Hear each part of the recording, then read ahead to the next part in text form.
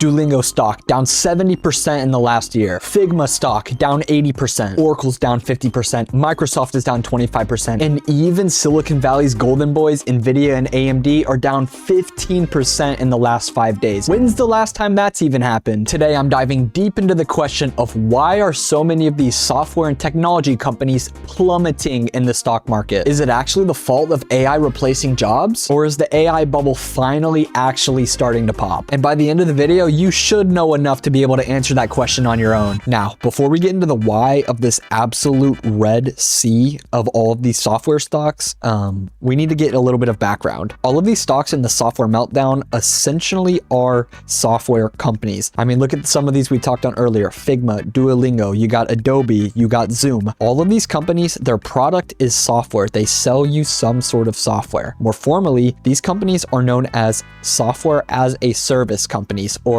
SaaS. For those unfamiliar, software as a service is a way of delivering applications remotely over the internet instead of locally on machines. Software as a service applications are also known as web-based software, on-demand software, or hosted software. As the name suggests, SaaS transforms software from a product that's purchased into a service that's rendered, a set of capabilities that you subscribe to. So for all of these companies, you pay for their service month by month. But I hear you asking, well, Techonomics, software companies over the history of since their invention have been amazing stock companies. So why is it happening right now? History says that these software companies are some of the most stable stocks in the history of the markets. And just to kind of illustrate that, I've shown you this iShares Core S&P 500 ETF. Basically what this is it's a collection of stocks from all the biggest tech and software companies. And I brought up since 2010. Literally, it's only steadily gone up. So why all of a sudden is everything plummeting? Why is everything since basically January 12th just absolute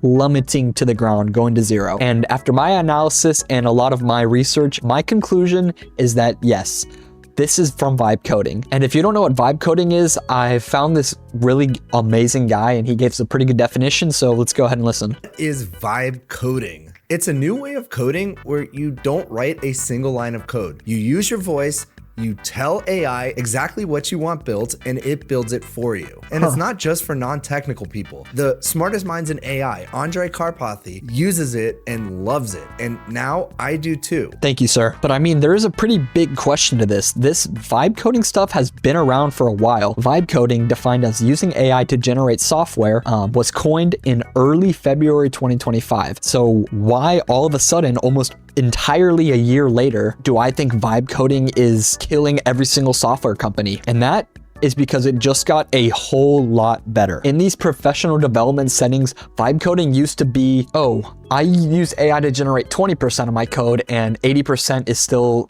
written by me. But now there's been a shift. It's almost completely flipped the other way around. Reports are showing that in professional environments, AI is writing at least 80% of all the code. But that's not even the craziest part. Listen to this. Yesterday, there was an announcement by Anthropic, who makes one of these vibe coding platforms, essentially just revealing a brand new version of their LLM, and it is absolutely insane. Take a look.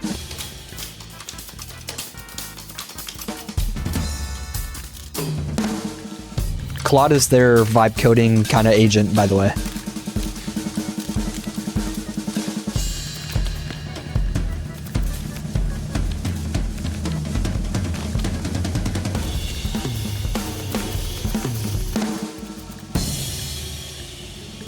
Essentially, Anthropic just released this new model that absolutely is going to change the game for all software development. We're upgrading our smartest model. The new Claude Opus 4.6 improves on its predecessor's coding skills. It plans more carefully, sustains agentic tasks for longer, can operate more reliably in larger code bases, and has better code review and debugging skills to catch its own mistakes. And when I tell you that this thing is absolutely a beast, it's absolutely a beast. You just got to know in knowledge work, it improved. In agentic search, it improved. In coding, it improved. And in reasoning, it improved. But that's not even all. We built Claude with Claude. Our engineers write code with Claude Code every day and build every model first that gets tested in our own work. What this is saying is that they vibe coded their newest model of Claude. That is absolutely insanity. Not only now can AI write the code, but it's also being added into being like a code reviewer and almost entirely replacing the whole pipeline. It's pretty pretty insane. But what's that? They hit the second tower. Okay, that was an awful joke, but just basically another